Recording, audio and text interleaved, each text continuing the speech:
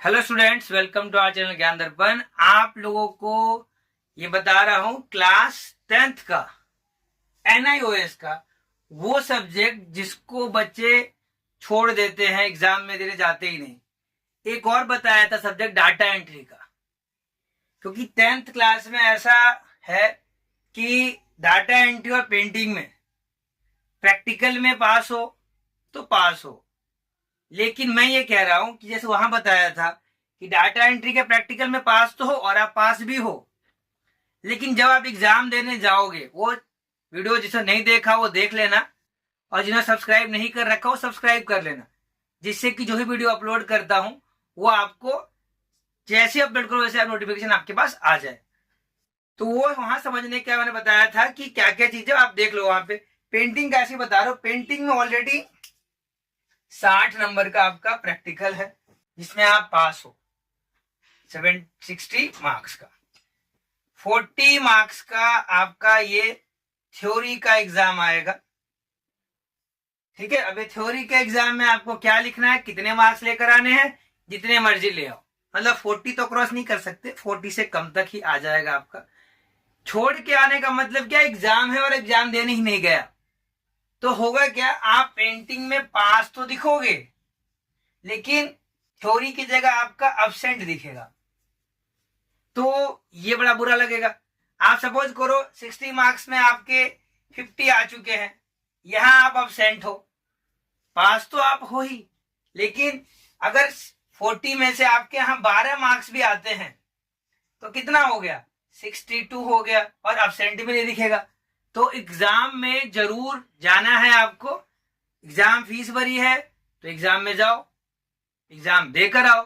और पेंटिंग उतना मुश्किल भी नहीं है। हाँ, कई बच्चों का से पेंटिंग में पूछते क्या है, मैं आपको बता रहा हूं पेंटिंग का क्वेश्चंस कि किस तरीके से क्वेश्चन पूछे जाते हैं।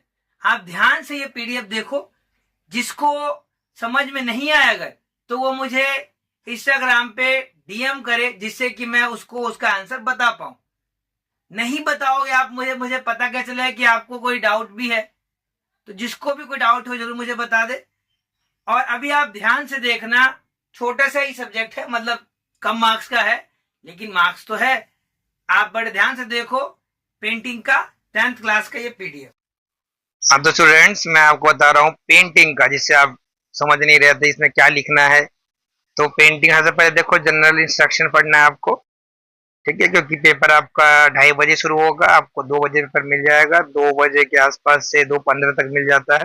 तो 2:15 से 2:30 का जो टाइम है, यानी कि 2:30 का जो टाइम है, उसमें आपको ध्यान से पढ़ना है। अब क्वेश्चन कुछ बच्चों का ऐसा है जो हिंदी मीडियम में देना चाहते थे, हिंदी मीडियम में दे दें, लेकिन वही वाली बात, मिक्स नहीं करना कि एक हिंदी एक इंग्लिश। पेंटिंग का पेपर आपका 30 मार्क्स का लिखा हुआ इसमें, तो बाकी 70 मार्क्स के प्रैक्टिकल्स हैं।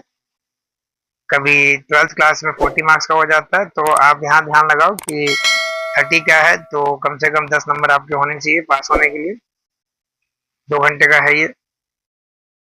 What is the time period of black prize, black princess जो है अश्वेत राजकुमार किस युग की कृति है। तो जो आपको सही लगे उसमें सब टिक करना है, मतलब छोड़ के नहीं आना, कहने का मतलब। क्वेश्चन मैं आपको दिखा रहा हूँ किस तरीके से है।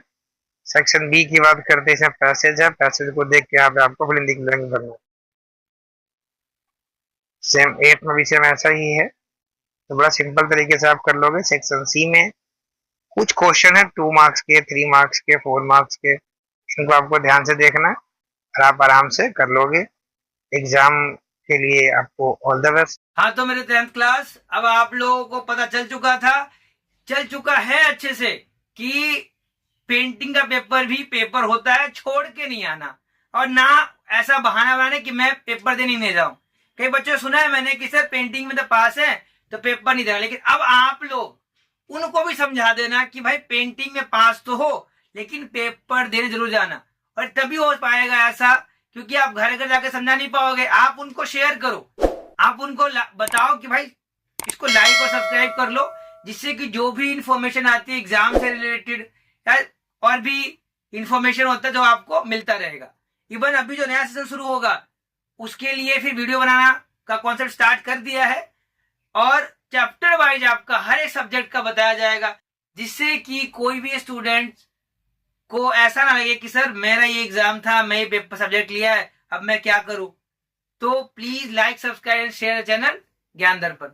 और शेयर लाइक के अलावा आप लोगों को ढेर सारा एग्जाम के लिए ऑल द बेस्ट। अच्छे से लिखना है, राइटिंग ठीक ठाक होनी चाहिए आपकी। 40 मार्क्स का है तो आप 2 घंटे का समय मिलेगा, आप 2 घंटे आराम से करो। एमसीक्यू है, उसके अंदर फिल इन द ब्लैंक्स है, पैसेज के फॉर्म में क्वेश्चन लिखा है, आराम से लिख के आंसर लिख सकते हो आप लोग। तो अच्छे से लिखना। आप लोगों को ऑल द बेस्ट।